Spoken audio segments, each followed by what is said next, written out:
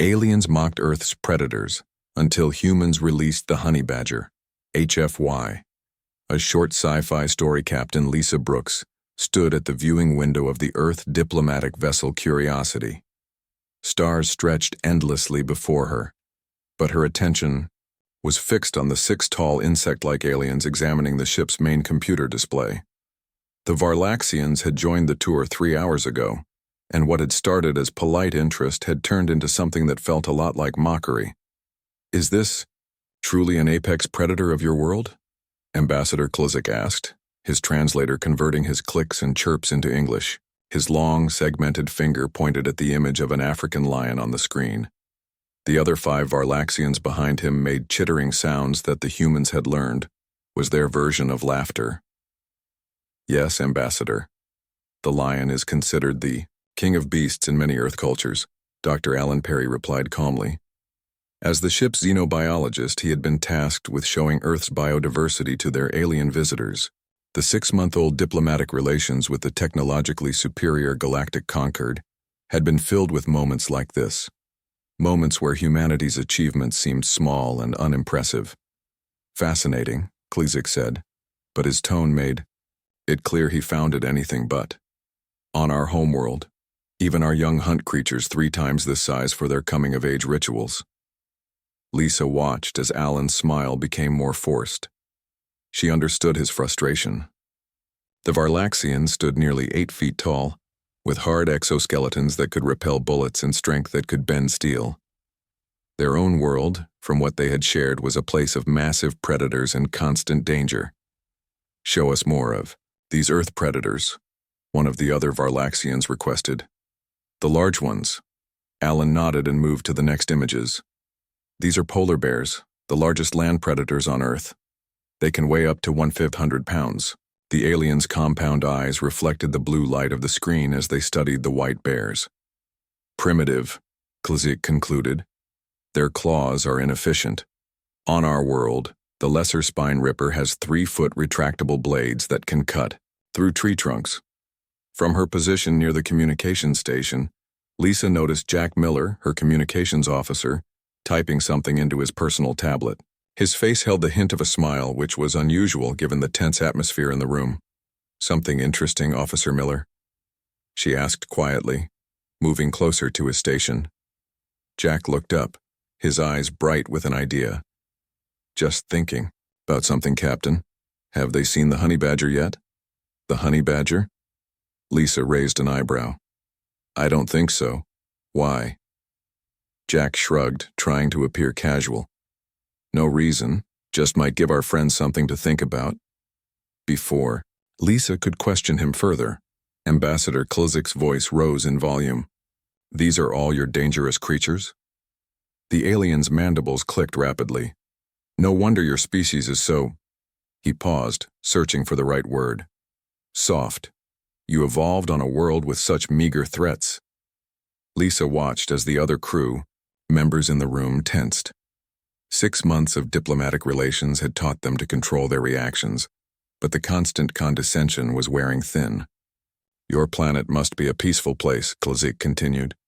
"It explains much about your timid nature and your need for our protection." The word protection hung in the air.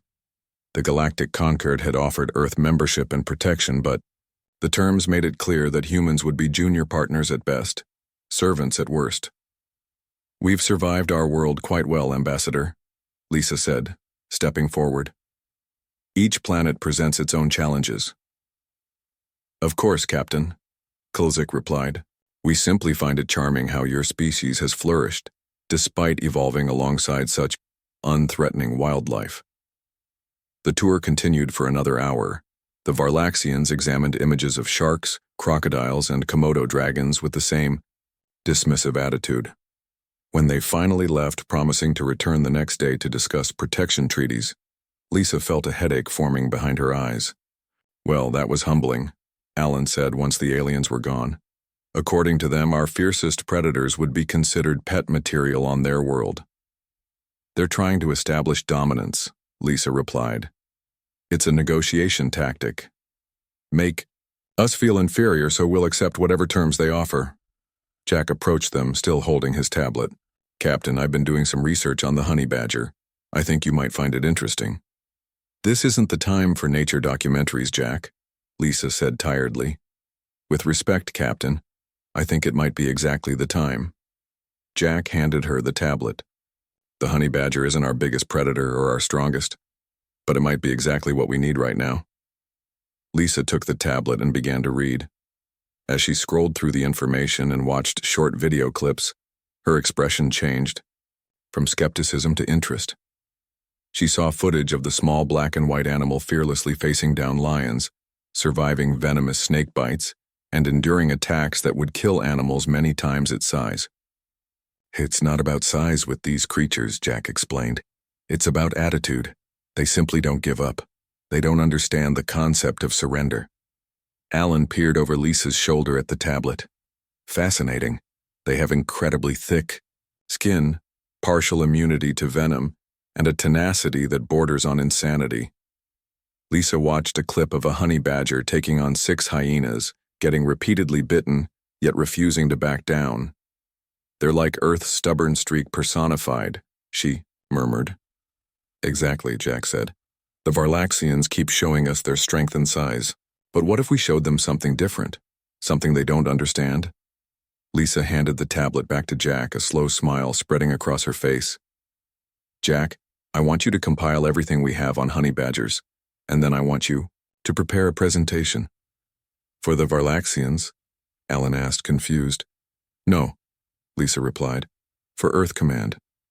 I think it's time we stop trying to impress the Galactic Concord with size and strength they'll always outmatch. Instead, let's show them something uniquely Earth, our refusal to back down no matter the odds." Lisa walked back to the viewing window, looking out at the stars.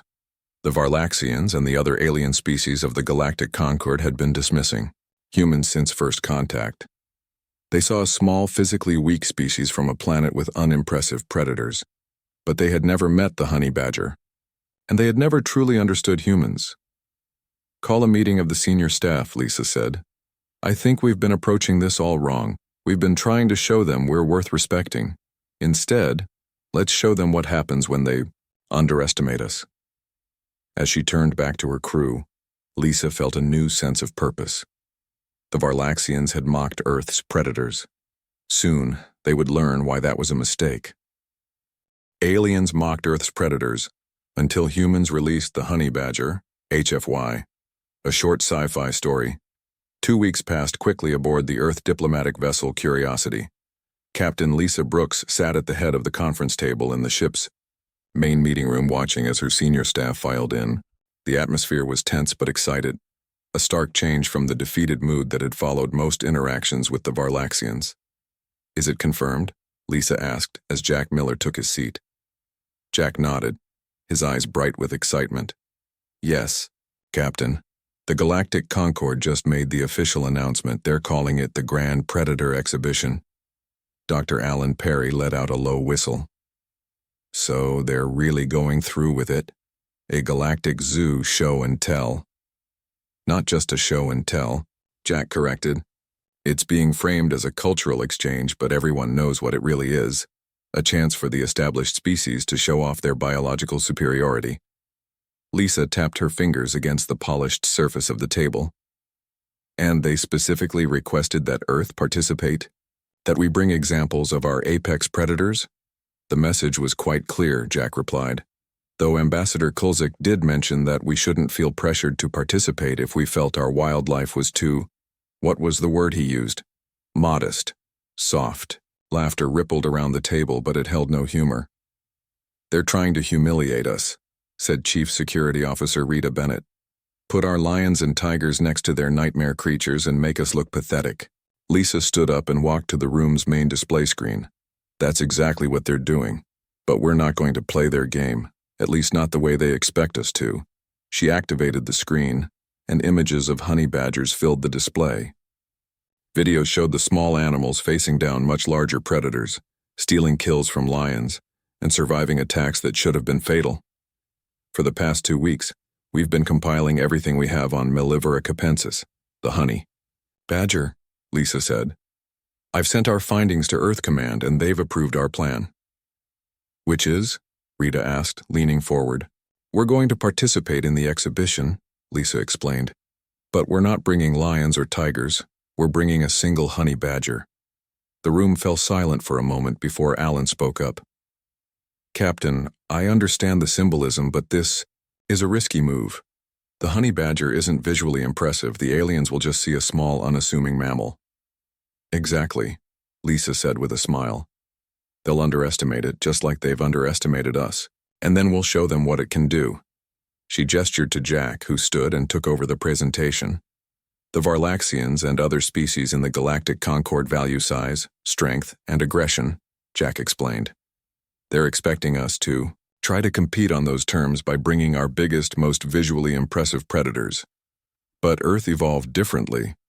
He changed the display to show a comparison between Earth and Varlax, the Varlaxian homeworld. Varlax has higher gravity, harsher weather patterns, and larger native fauna. Their evolutionary path rewarded size and armored defenses. Earth, by contrast, saw more diverse evolutionary strategies. The screen changed again, showing the honey badger facing a cobra. The honey badger evolved not to overpower through size, but through sheer tenacity and specialized adaptations. Its skin is remarkably thick and loose, allowing it to turn and fight even when caught. It has partial immunity to venom, incredible endurance, and problem-solving intelligence. Rita frowned. So we're bringing a clever weasel to a monster fight? We're bringing Earth's most fearless predator, Lisa corrected. A creature that doesn't understand surrender, that keeps fighting no matter the odds. She walked around the table, making eye contact with each member of her staff. The Varlaxians and their allies see us as weak because we're smaller and physically less imposing. They think that means we'll be easy to control, that we'll accept whatever terms they offer because we're afraid. Lisa stopped, her voice growing more intense. But that's where they're wrong. What humanity and the honey badger share isn't physical might, it's determination. The unwillingness to give up no matter how many times we get knocked down. So this is about sending a message, Alan said slowly. Exactly, Lisa nodded. We can't compete with their biological weapons or massive predators, but we can show them something they've never seen before, a creature that simply refuses to be intimidated, no matter the size of its opponent. When do we leave for the exhibition? Asked Rita. Tomorrow, Lisa replied. The exhibition is being held on the Concord station near the Varlaxian homeworld. We'll be transporting one specially trained honey badger, along with a habitat recreation unit and demonstration materials. As the meeting concluded, the crew filed out with renewed energy. Lisa remained behind with Jack and Alan. Do you really think this will work? Alan asked once they were alone. Change their perception of us? Lisa's expression was determined. I don't know. But I do know this. The Varlaxians think they've figured us out. They see us as weak because our planet didn't produce creatures with acid blood or foot-long claws. They're measuring us by their standards and finding us wanting. And the honey badger will change that? Jack asked. The honey badger will show them there's more than one kind of strength, Lisa replied. Size isn't everything. Sometimes the most dangerous opponent isn't the biggest one in the room. It's the one that keeps coming back no matter how many times you knock it down. She looked at the image of the small black and white animal on the screen. The honey badger doesn't know it's supposed to be afraid of lions or hyenas. It doesn't understand that it's supposed to lose those fights. Jack smiled. Just like humanity doesn't know we're supposed to cower before the mighty Galactic Concord? Exactly, Lisa said with a nod. Earth has faced extinction-level events, ice ages, plagues, and our own destructive tendencies. Yet we're still here, still pushing forward. We're small compared to the Varlaxians, but like the honey badger, what we lack in size, we make up for in sheer stubborn persistence. As the ship prepared for departure the next morning, Lisa stood on the bridge watching her crew work with newfound purpose. For 6 months, they had tried to impress the alien species of the Galactic Concord. They had shown off human technology, art and culture, only to be met with condescension. Now they would try a different approach.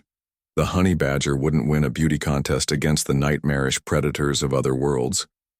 It wouldn't impress with size or venom or armored plates, but it would show the galaxy something uniquely Earth, the power of never, ever giving up.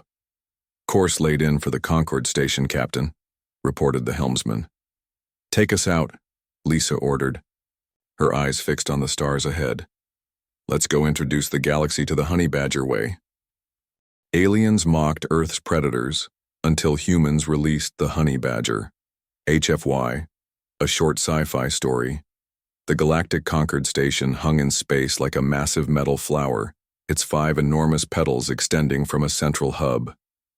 Each petal housed representatives from different member species, with the newest and least important members located at the tips, furthest from the center of power. Captain Lisa Brooks stood with her small delegation at the docking port, watching, as other species arrived for the Grand Predator exhibition. The Varlaxians moved with the confident stride of the station's dominant species. Behind them walked the reptilian Zoltans, the tentacled Marines, and a dozen other alien groups. "They've set up the exhibition arena in the central hub," Jack Miller said, checking his tablet. "Each species gets 30 minutes to showcase their predator."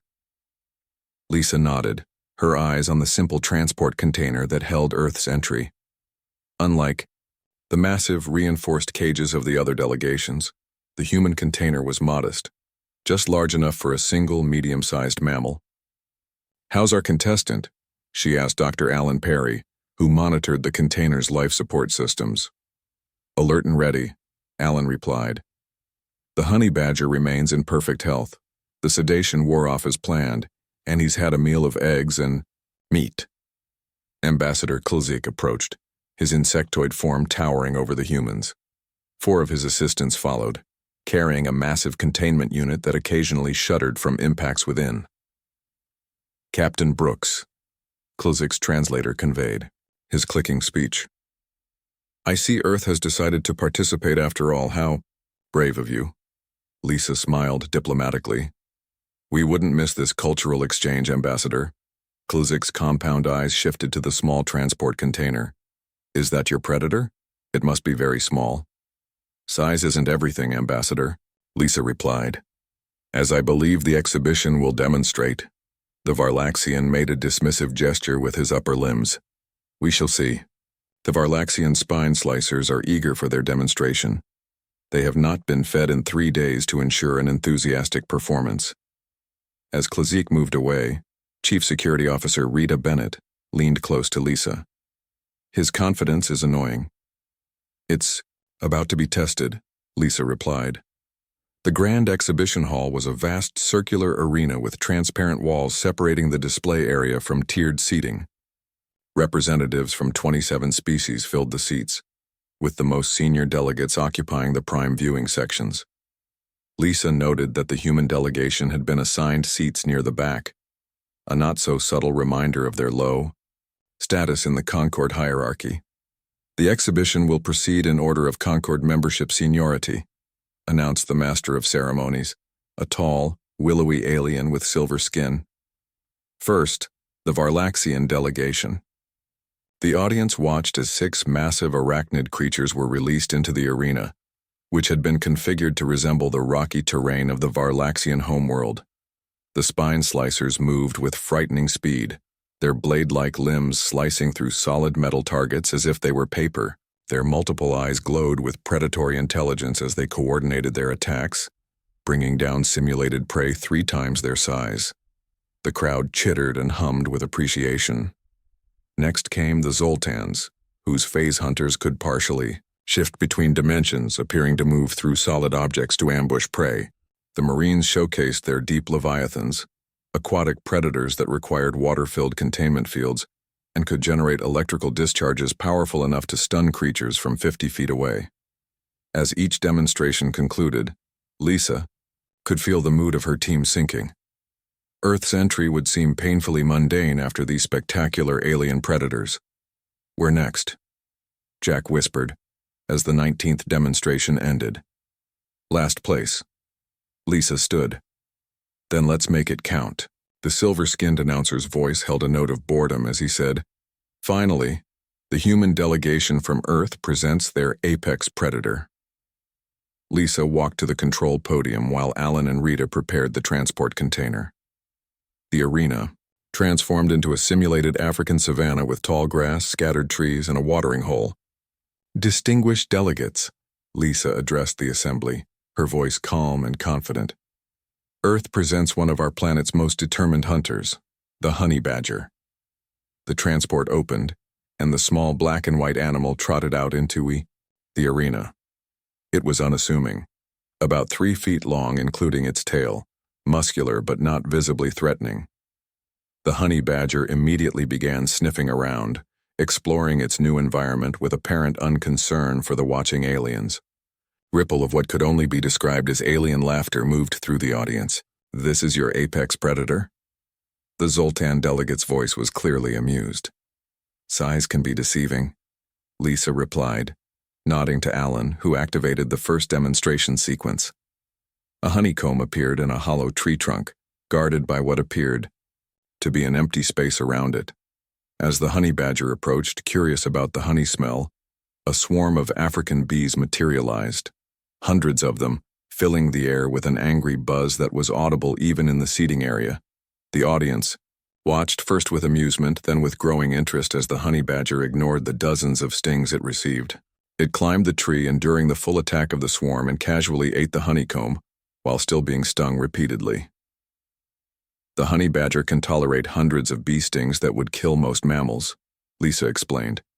Its skin is nearly 6 millimeters thick and remarkably tough. She nodded to Alan again.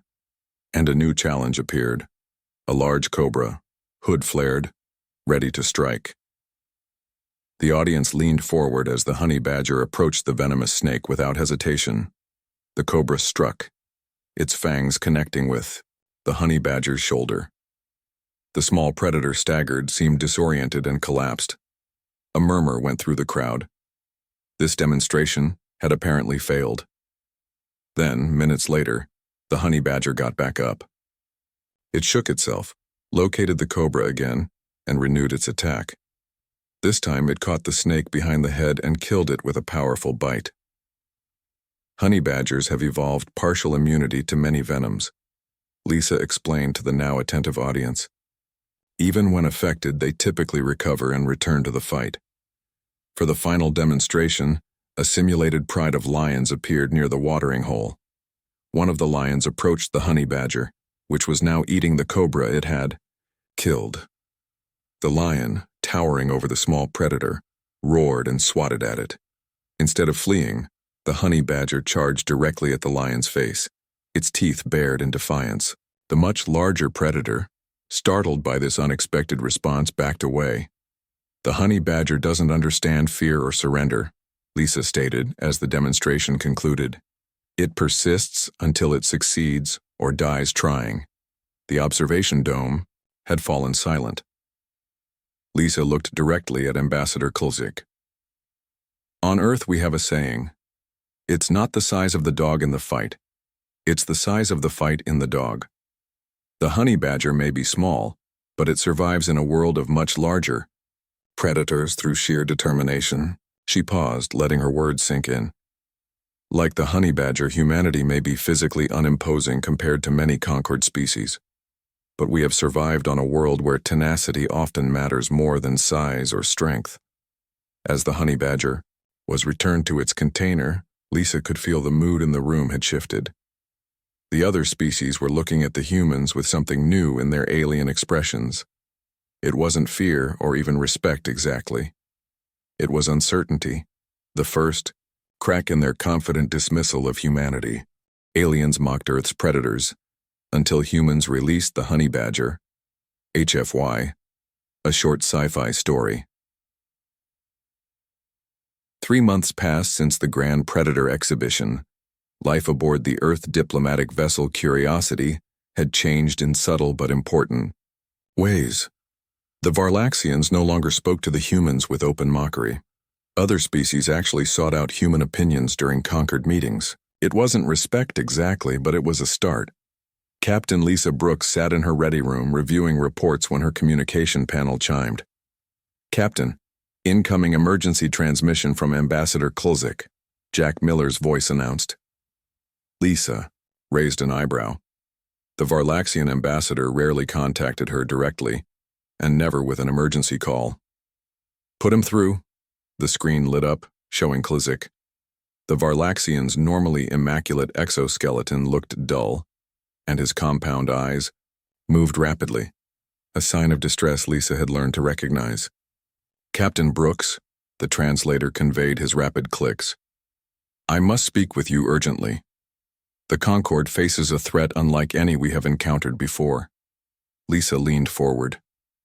What kind of threat, Ambassador? They call themselves the Void. Swarm, Klizik replied. His upper limbs moved in agitated patterns. They emerged from deep space 3 weeks ago. At first we thought they were simply another spacefaring species seeking contact. The screen split, showing grainy footage of strange organic-looking ships. They resembled giant insects with elongated bodies and multiple appendages, but they moved with the precision of advanced machinery. They attacked without warning, Klizik continued. 3 outer colony worlds have already fallen.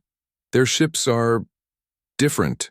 They're partly organic, able to heal damage and adapt to our weapons. Lisa frowned. I'm sorry to hear this, Ambassador, but I'm not sure how Earth can help.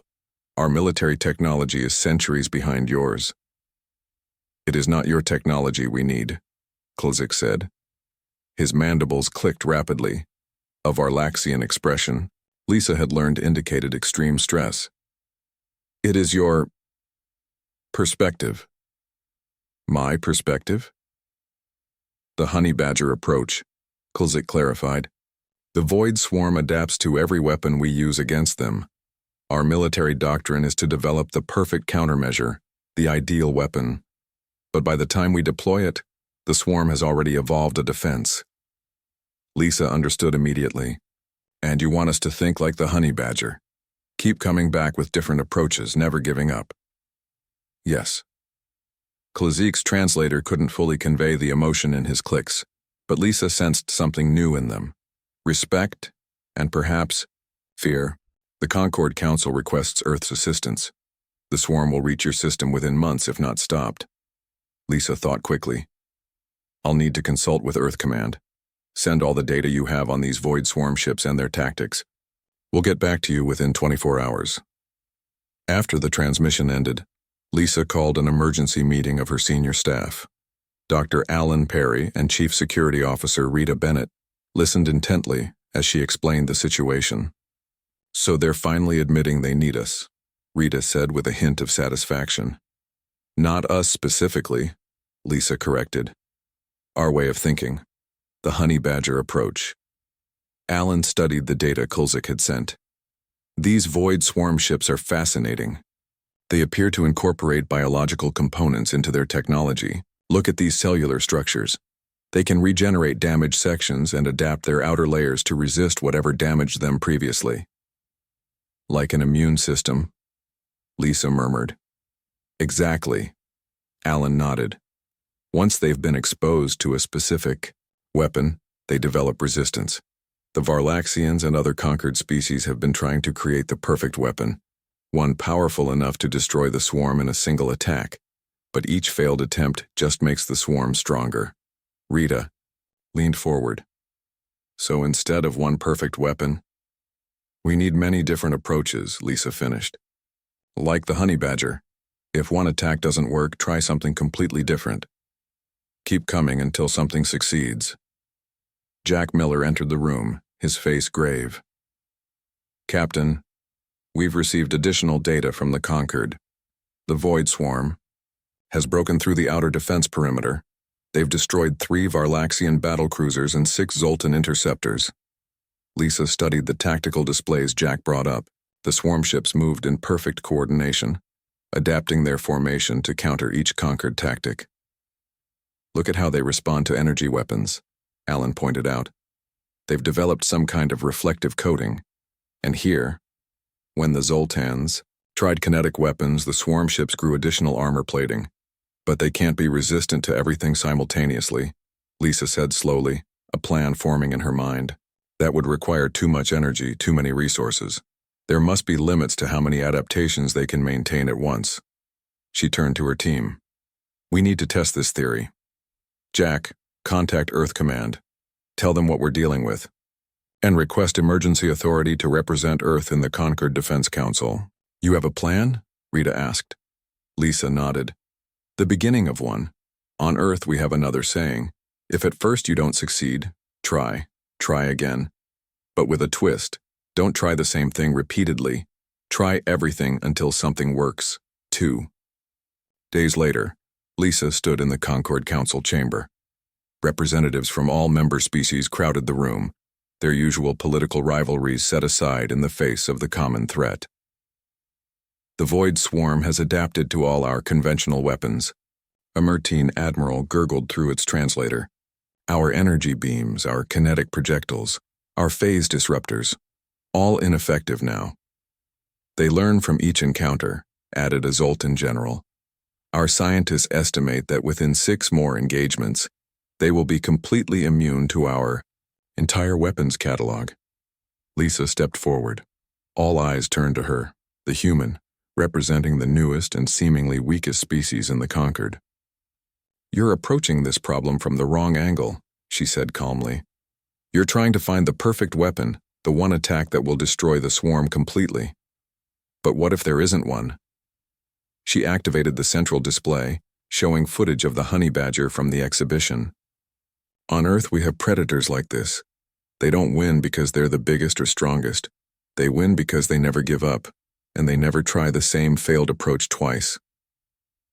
The footage shifted to show the honey badger facing different challenges, bees, snakes, larger predators, and using different strategies for each. The Void Swarm adapts like an immune system, Lisa continued. But all immune systems have limits. They can't maintain defenses against everything simultaneously. We need to stop looking for the perfect weapon and instead use every weapon, all at once. Ambassador Klozik's mandibles clicked thoughtfully. Explain your strategy, Captain. Instead of developing more powerful versions of the same weapons, we attack with completely different approaches simultaneously, Lisa explained. Energy weapons, kinetic projectiles, biological countermeasures, gravitational disruption, all at once, force the swarm to prioritize which adaptations to maintain. She looked around the chamber, meeting the alien gazes. We need to be like the honey badger, relentless, impossible to discourage, and constantly changing our approach until we find the combination that works. A murmur went through the council chamber. Lisa could see the doubt in many alien faces, but she also saw something new. Hope. Ambassador Klozik stepped forward. The Concord Council will consider Captain Brooks' strategy. In the meantime, I propose we designate Earth as the coordination center for our counteroffensive. Their unique perspective may be exactly what we need. As the meeting adjourned, Klozik approached Lisa privately. Your honey badger has made quite an impression, Captain. Lisa smiled. The honey badger doesn't care about impressions, Ambassador. It only cares about results. Let us hope it achieves them against the Void Swarm, Klozik replied. Because if not, we may all share the same fate as those who underestimated your small but determined predator. Aliens mocked Earth's predators until humans released the honey badger, HFY, a short sci-fi story. The renamed Earth vessel Tenacity, formerly the Curiosity, moved at the center of the combined Concord fleet. The ship had been quickly refitted, with Varlaxian defensive systems and Zoltan communication arrays. Its bridge now served as the command center for the entire operation against the Void Swarm. Captain Lisa Brooks studied the tactical display, where hundreds of Allied ships formed a protective barrier around the Varlaxian homeworld. The Void Swarm approached from 3 directions, their organic ships moving in perfect harmony like a school of deadly fish. All ships report ready, Captain, Jack Miller announced from his station. Honey Badger protocol is in place, Chief Security Officer Rita Bennett added. All ships have their assigned weapon systems and attack patterns. Lisa nodded. Open a channel to the fleet. The view screen showed faces from a dozen different species, all waiting for her command. 6 weeks of preparation had led to this moment. 6 weeks of studying the Void Swarm's adaptations, developing new weapons and training the combined forces to work together in ways they never had before. "This is Captain Brooks," Lisa began. "The Void Swarm has demonstrated its ability to adapt to any single attack. Today we don't give it that chance. Every ship knows its role. Every weapon has its purpose. Remember the Honey Badger? If one approach fails, we switch immediately to another. We keep coming back no matter how many times we're beaten down." She paused, looking at the alien faces. "The swarm adapts quickly, but our research shows it can only maintain immunity to 3 different attack types simultaneously. We have 12. Good luck." As the transmission ended, Lisa turned to Ambassador Klizik, who stood beside her on the bridge. The Varlaxians' normally intimidating presence now felt reassuring. "Your species continues to surprise me, Captain Brooks," Klizik's translator conveyed. "A few months ago I would not have imagined following a human battle strategy." "A honey badger battle strategy," Lisa corrected with a small smile. "We're about to see if it works." The Void Swarm entered weapons range, and the battle began. The first wave of conquered ships launched energy weapons: lasers, plasma beams, and ion disruptors. As expected, the swarm ships quickly adapted, developing reflective surfaces that sent the energy attacks harmlessly into space. "Energy weapons ineffective," Rita reported. Moving to attack pattern beta. The second wave moved in, launching kinetic weapons, solid projectiles, explosive torpedoes, and metallic fragmentation bombs. The swarm ships grew additional armor plating, absorbing the impacts with minimal damage. "Kinetic attacks neutralized," Rita announced. Proceeding to gamma pattern. The third wave deployed gravitational disruptors, creating localized gravity wells to tear the swarm ships apart. The enemy adapted again, generating counter-gravitational fields that stabilized their formations. As predicted, they've used their 3 adaptation slots, Dr. Alan Perry observed from his science station. "Energy, kinetic, and gravitational defenses are all active." Lisa leaned forward. "Now's our chance. All ships, deploy biological countermeasures." Specially designed missiles released clouds of engineered microbes that attacked the organic components of the swarm ships. The enemy vessels began to show signs of distress, their movements becoming less coordinated as the microbes interfered with their biological systems. But the swarm was intelligent. Within minutes, the ships began to shed their outer layers, discarding the infected tissue and growing new protective membranes. "They're adapting to the biological attack," Alan reported.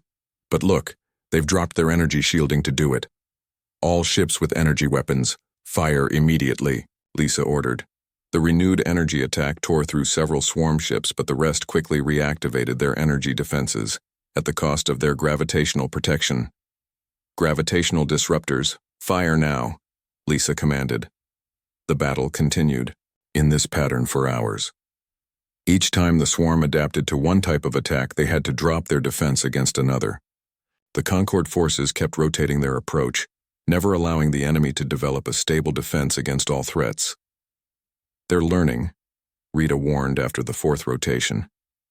"They're prioritizing defenses against our most effective weapons and accepting damage from the less dangerous ones." Lisa nodded. "Then we need to surprise them again, prepare the dimensional disruptors. This new weapon, developed in secret and never before used against the swarm, created brief tears in the fabric of space-time. When activated, the disruptors caused parts of the swarm ships to exist in slightly different dimensions, tearing them apart from the inside.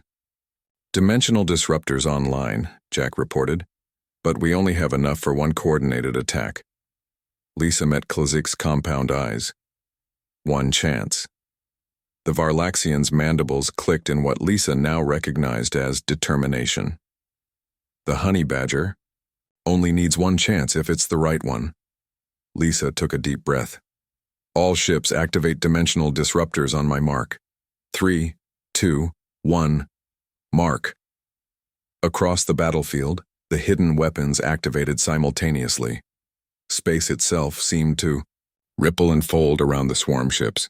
Unable to adapt to a weapon they had never encountered before, the organic vessels began to tear apart, their biological components unable to maintain cohesion across multiple dimensional planes.